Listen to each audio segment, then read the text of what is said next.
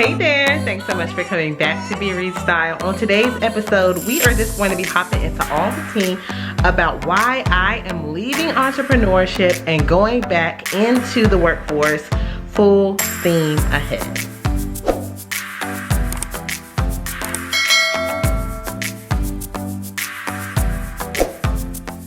So if you've been following me for any amount of time, you know that I have pretty much been working as an online teacher for like the last 4 to 5 years.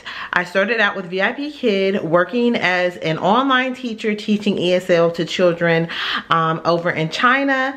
And then I quickly moved into OutSchool after that. OutSchool is a wonderful online platform where you could teach homeschool kids or kids during the pandemic who are at home, various subjects, any subject that you want. I've taught everything on OutSchool from pre-K to kindergarten, first grade, social studies, science, math, reading, as well as I taught an African cultural class. I have taught character building classes and social emotional learning and so much more. I had a great time on OutSchool. When I first started on OutSchool in 2020, it was popping. There was so many teachers on the platform, but there were also so many students on the platform as well. And I made bankroll. Within the first few months of working on OutSchool, I quickly made like $40,000. And then over the course of the next year, I made a little bit more than that. So I did really well my first year and a half on OutSchool. But after the pandemic was over and VIP Kid got shut down, a lot of students started leaving OutSchool to go back to in-person learning. And that left my business going downhill. So I was still making a viable wage, like a livable wage, but you know, adding the income, that was only because I was adding the income to what my husband was making. If it was just me on my own, there's absolutely no way I could have survived on the income that I was making on OutSchool. And so as my income started dwindling, I noticed I went on a 3-week maternity leave, and we're gonna get into all that in just a second. But you know, I only took 3 weeks off because I couldn't afford any more time than that. And so I took the time off, and when I came back, I had even less students. And so I guess the first reason that I want to talk about with why I'm leaving online teaching to go back into the workforce is the inconsistent pay. The pay was just too inconsistent. Some months I would make $6,000, some months I would make $1,000 or less. And when you have 2 kids, you know, with just Joanna it was one thing, but now that I have Joanna and Ari, I really need that income stability that a full-time job is able to offer. My husband and I together, we work together as a team. We have a very egalitarian relationship, and it's always been that way, and it's what worked for us. And so, you know, while all of our money is in one pot, my income is needed for us to pretty much, you know, be able to live a comfortable lifestyle. So with OutSchool, it just started feeling like, you know, I really wasn't able to contribute as much as I was at one point, and it's just not consistent enough. So then that leads me into my next point. So my husband had me on his health insurance while I was giving birth to Ari and doing my prenatal and all that good stuff. But then when we started really looking at it, they were taking like $300 out of his check for my health insurance, but yet covering absolutely nothing. So it was getting to the point to where I would have to pay every time I would go to the doctor. And I was like, you know what? Next year, take me off your insurance and I'm gonna do self-pay. And that's what I ended up doing, because it got to the point to where it was just not covering anything, and we were being left with so many bills. Like our deductible was $8,000, yet we were paying $300 every single month just for my insurance. So insurance is a scam and a ripoff, as we all know, but you know, it was getting really ridiculous. So I told him to take me off of that, but then that left me with no insurance at all. And you know, I started postpartum, you know, so I had Ari in September. The new cycle for insurance came around in January. So I came off in January, and that's when I started having symptoms of postpartum depression, you know, and thank God my midwife was able to call me in a prescription of Zoloft, and so I told her I had taken it in the past and that it kind of had worked for me, and so thank God she was able to just take my word for it and call that in for me. I had to pay out of pocket, which was $30, which was not that much, but you know, I realized in that time, you know, I'm 30 years old, I'm getting older, I need health insurance. So that's my second thing, you know, the insurance that I'm able to get through the public school system is so much better than any insurance that I've had in a very, very long time. And that is something that I really needed. You know, my kids are still on my husband's insurance, but I needed insurance, and I needed good insurance. And entrepreneurship does not afford you that. Unfortunately, you know, when you work for yourself, you have to pay out of pocket, and the premiums are almost always higher than if you were to just have gotten it through your employer. So that was another reason why, you know, I had to say goodbye to entrepreneurship for now.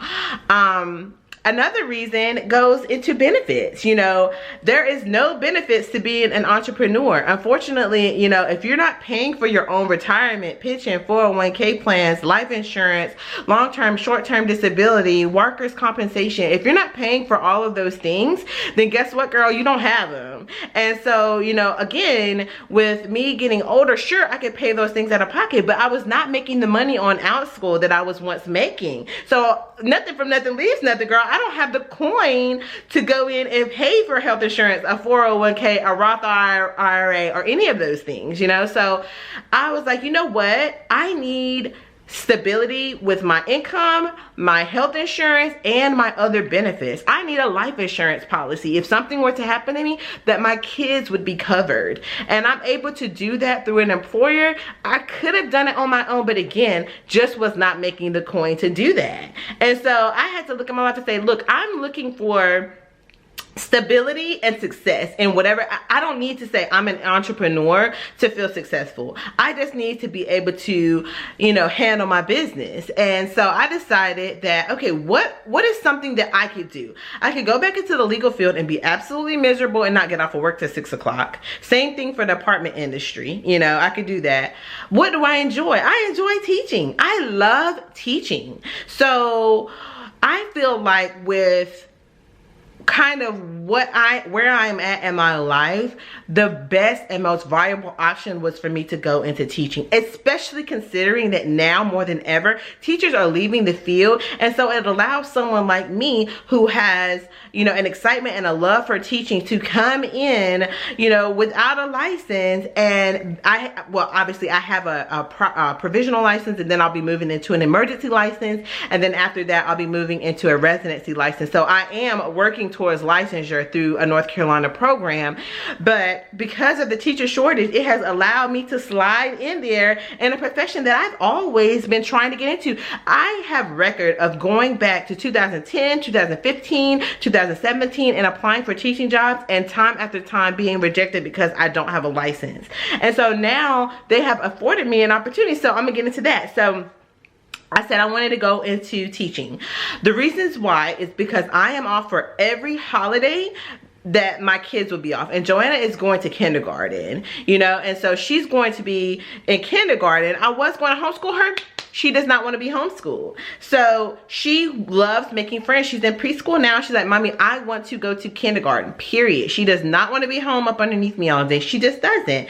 And even though I had that idea of what I wanted for her, she had a different plan. She doesn't want me to homeschool her. So it actually is working out. We're putting her in a private school that's right across the street from our house. And she's going to start that up next year. I'm going to be off for every single holiday that she's off. I'm also off during the summer. Now, we do have professional developments and things like that, but I'm still going to be off during the summer when she's off. So that's perfect. Also, my husband still works from home full time, you know, and he has a very flexible job. So he's able to take the baby. Finally got her taking a bottle. She's doing great. I'll give y'all a little update on that. She's doing great. She's taking the bottle of breast milk. So I have just been pumping, and we've been practicing every day, and she drank 2 full bottles this week so far. So I am so relieved that she's going to be taking a bottle from her dad. And then her grandparents are coming over. They're taking her to the park. They're taking her for walks. We've been testing that out this week as well. So I just feel like at this season in my life, this is a really great option for me. I have the benefits, I have the salary, I have the income, you know what I mean? And so even though I will not be making what I was making at a certain point when I was on out school, I still will be making a lot more than what I was at my lowest point on out school, if that makes sense. And the continuity and the consistency in pay each month is going to be very, very beneficial for my situation. So all that being said, you know, I think that socially, with my family culture and things like that, it's going to work out because, like I said, her dad, I mean, he is just as involved in her life as I am. Only thing that he couldn't do that I could do is nurse her. But now that he's able to give her a bottle, I'm 100% confident that he's going to do great. And, you know, it's going to be fine. She's a super laid back and chill baby anyway. She's still taking 2-hour nap in the morning, 2-hour nap in the afternoon. That will change. She'll probably go down to like a 1 3-hour nap or something like that. I think that's what Joanna did. But every baby is different. She's going to be fine. I am going to have my cup filled up because I'm able to create and teach and move into a career that I've been wanting to get into. And you know, for me, it's the consistency for me. It's the benefits for me, girl. It's the, you know, consistency in my children's life. You know, I want to be a mom that they can look up to and say, my mom was a teacher and she made an impact in our community. She made an impact on the lives of other kids. She not only taught us, but she taught other children as well. So, you know, I think a lot about legacy and, you know, kind of the legacy that I want to leave behind for my kids and how they view me and my life. And I just want them to see me as a giver, giving back to others, giving to them selflessly. And so, yeah, anyway, that's my reasons for why I'm leaving entrepreneurship and going back into the workforce. I have been applying for jobs and I finally did get a job through an elementary school that is literally 3 minutes from my house.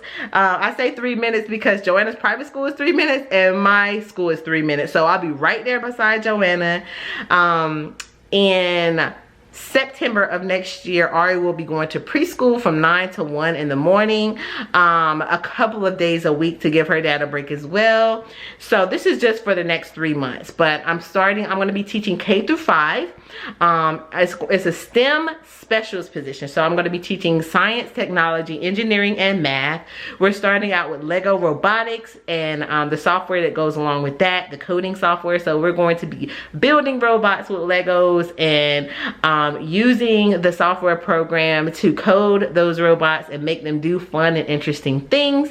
And that's kind of where my curriculum is starting out. So it's going to be a lot of fun. And I'm just really excited.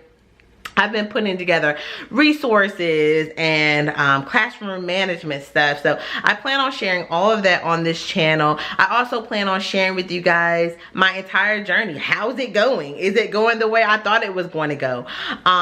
Also showing you guys some day in the life. So if you're interested in that content, please stick around. I'm also going to be sharing with you guys my weight loss journey because I am today 6 months postpartum and you know, I'm ready to get back to my health as well. You know, taking those long walks, drinking my water, getting back on my Weight Watchers. I think being outside of the house, it's going to be a lot easier for me to do that because being home, you know, you're right there at the kitchen all day.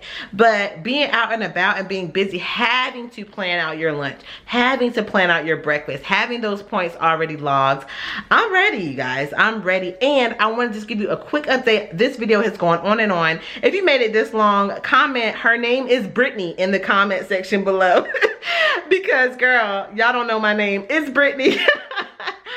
But I just want to touch on really quickly the Zoloft. So as you guys know, about a month ago I started Zoloft which is an antidepressant for some postpartum depression symptoms that I have been having. I am happy to report the Zoloft has been working beautifully. Not only has it dried out my skin and kind of cleared up some of my acne issues, which was like an unintended benefit, but also I just feel great. I feel like myself. I feel normal. I feel happy. I feel like, you know, there were days where I would wake up and be like, I don't even want to be here today. Like, I don't want to be alive today, you know? And you just, if you're feeling that way, I implore you to get some help. If you're waking up depressed, anxious, sad, every single day. Now, it's normal to feel that some of the time, but if you're feeling that every day, you need help. You need to just reach out to someone, reach out to your primary care doctor. It doesn't have to necessarily be a psychiatrist. You could reach out to someone, talk about the issues that you're having so they can point you in the right direction. Because I'm telling you right now, this medicine has helped me so much to get over those baby blues, have a can-do attitude, be able to move forward with my life. And I cannot thank my sister enough for forcing me to do it. I was so afraid to take a medicine because, like, oh my God, it's medicine, it's mental health medicine. You know, you don't know how you're gonna react to it or anything. Fine, totally fine. You know what I mean? And you know, it's better to get help than to suffer in silence and do nothing, because as I said, girl, as Grandma Scott would say, nothing from nothing leaves nothing. And when you do not take care of yourself, you have nothing. You cannot pour from an empty cup. From an empty cup. So anyway, thank you guys so much for watching. I hope you enjoyed this video. If you did, please give it a thumbs up.